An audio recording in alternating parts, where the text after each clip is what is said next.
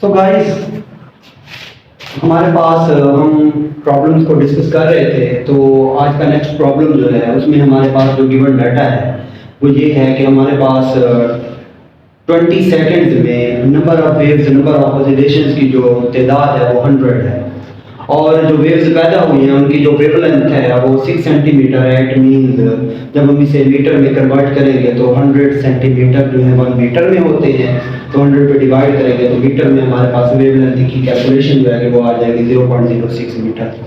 अब हमसे पूछा गया है कि हमने फाइंड करना है फ्रीक्वेंसी इन वेव्स की क्या होगी, इन वेव्स का टाइम पीरियड क्या होगा और इन वेव्स की जो है स्पीड क्या होगी, ये हमने डिस्कस करना है।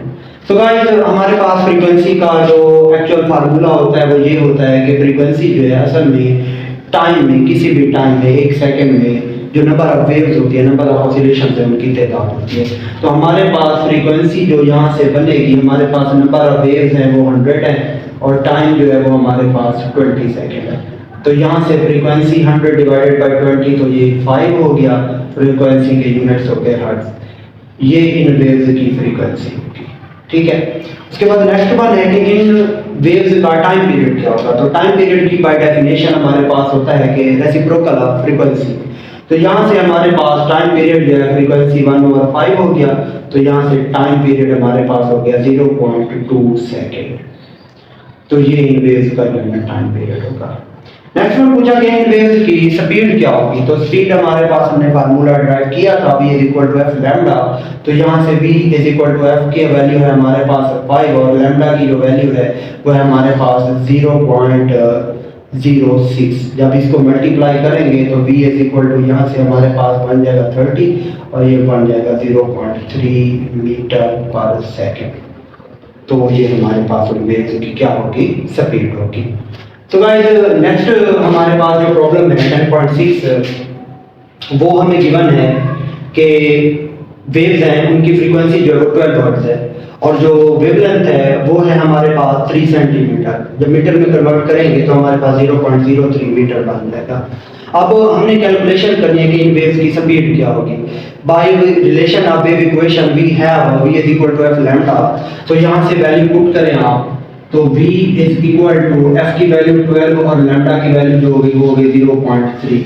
तो यहाँ से v = 0.36 मीटर पर सेकंड हमारे पास स्पीड आ जाएगी, ठीक है। उसके बाद नेक्स्ट वन प्रॉब्लम है हमारे पास, वो उसमें गिवन है कि हमारे पास कुछ वेव्स हैं उनकी जो फ्रीक्वेंसी है वो 190 हर्ट्ज है और टाइम है हमारे पास 0.5 सेकंड और उन वेव्स ने जो डिस्टेंस कवर किया है वो है 90 मीटर। अब हमने कैलकुलेट करना है उन वेव्स का टाइम पीरियड, उन वेव्स की स्पीड और उन वेव्स की वेवलेंथ। तो टाइम के लिए हमारे पास फार्मूला होता है रेसिप्रोकल ऑफ फ्रीक्वेंसी। तो यहाँ से हमारे पास t = रेसिप्रोकल ऑफ फ्रीक्वेंसी हमारे पास 190 है। तो t इसे जब आप हल करेंगे 0.0052 पर सेकेंड, ये सेकंड बन जाएगा। ये हमारे पास टाइम पीरियड आता है, ठीक है। उसके बाद हमारे पास डिस्टेंस फार्मूला होगा s = v × t। जहाँ से हम स्पीड कैलकुलेट कर सकते हैं तो स्पीड का फार्मूला बनेगा v = s/t। s हमारे पास है 90 और t हमारे पास है 0.5। इसे जब हल करेंगे तो हमारे पास 180 मीटर पर सेकंड ये वेव की स्पीड बनेगी। उसके बाद हमने वेवलेंथ कैलकुलेट करनी है। तो हमारे पास वेव इक्वेशन होती है v = f लैम्डा। तो लैम्डा हमने कैलकुलेट करना है तो लैम्डा बन जाएगा v/f। v की वैल्यू हमारे पास 180 है और f की वैल्यू 190 है। जब हम इसे हल करेंगे तो लैम्डा की वैल्यू जो हमारे पास आ जाएगी वो आएगी हमारे पास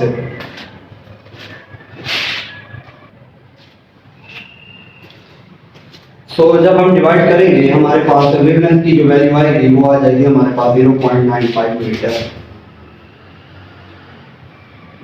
तो ये 3 टर्म्स हमने कैलकुलेट करनी थी जो कि हमने फाइंड कर ली कि ये वेव्स का टाइम पीरियड 0.0052 सेकंड होगा और जो स्पीड है वो 180 मीटर पर सेकंड होगी और जो वेवलेंथ है वो 0.95 सेकंड मीटर होगी।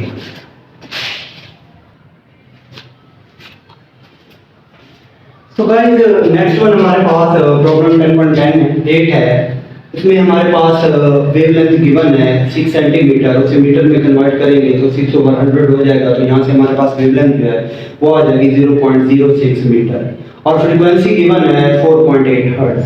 अब हमसे पूछा गया है कि हम उन वेव्स की स्पीड कैलकुलेट करें और टाइम पीरियड कैलकुलेट करें। अच्छा, हमें फ्रीक्वेंसी भी गिवन है, वेवलेंथ भी गिवन है, वेव इक्वेशन यूज करके हम स्पीड फाइंड आउट कर सकते हैं। तो v f लैम्डा होता है, यहाँ से हम जो है v की वैल्यू कैलकुलेट करेंगे। तो यहाँ से v की जो वैल्यू है वो बन जाएगी v f लैम्डा। f की वैल्यू है हमारे पास 4.8 और लैम्डा की वैल्यू जो है वो है 0.06।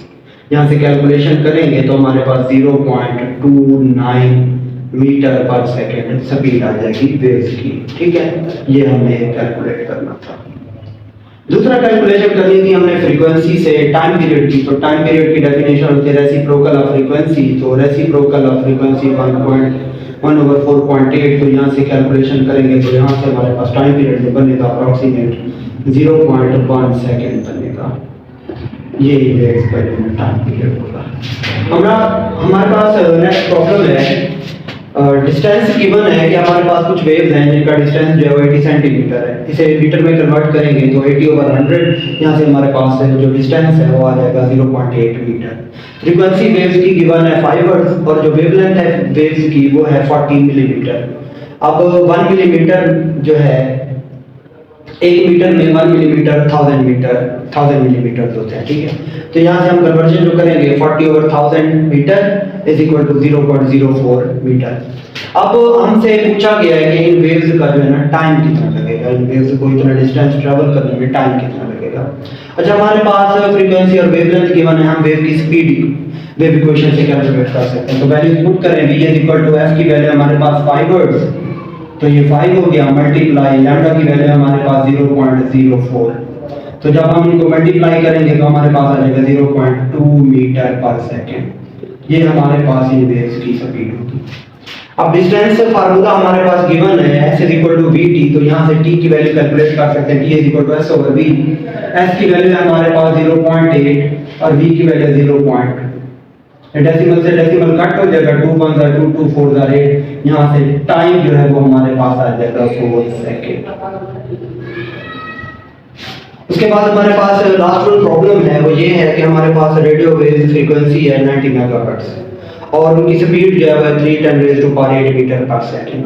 हमसे पूछा गया इन वेव्स की वेवलेंथ क्या होगी। तो हमारे पास वेव इक्वेशन है, वो गिवन है v f लैम्डा। यहाँ से लैम्डा की जो वैल्यू बनेगी वो बनेगी लैम्डा v/f।